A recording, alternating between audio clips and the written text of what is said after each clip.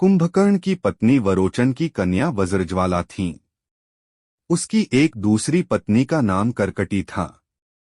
कुंभपुर के महोदर नामक राजा की कन्या तड़ितमाला से भी कुंभकर्ण का विवाह हुआ था। कुंभकर्ण के एक पुत्र का नाम मूलकासुर था, जिसका वध माता सीता ने किया था। दूसरे का नाम भीम था। कहते हैं कि इस भीम के कारण ही भीमाशंकर नामक ज्योतिर्लिंग की स्थापना हुई थी।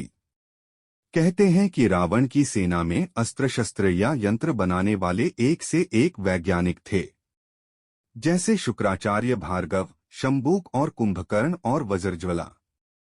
रामायण से इतर ग्रंथों के अनुसार रावण की एक गुप्त प्रयोगशाला थी। कुंभकर्ण अपनी पत्नी वज्रज्वाला के साथ उस प्रयोगशाला में तरह तरह के अस्त्र शस्त्र और यंत्र बनाने में ही लगा रहता था, जिसके चलते उनको खाने पीने की सुध ही नहीं रहती थी।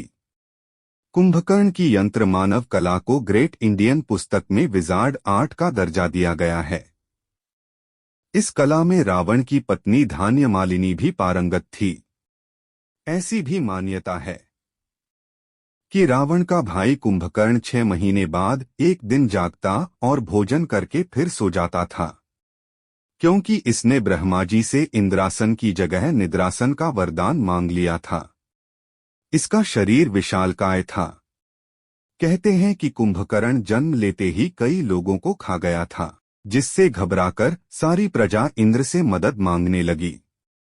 उसके बाद इंद्र और कुंभकर्ण के बीच युद्ध हुआ, लेकिन कुंभकर्ण ने इंद्र को हरा दिया था। युद्ध के दौरान किसी तरह कुंभकर्ण को जगाया गया। कुंभकर्ण ने युद्ध में अपने विशाल शरीर से वानरों पर प्रहार करना शुरू कर दिया। इससे राम की सेना में हाहाकार मच गया।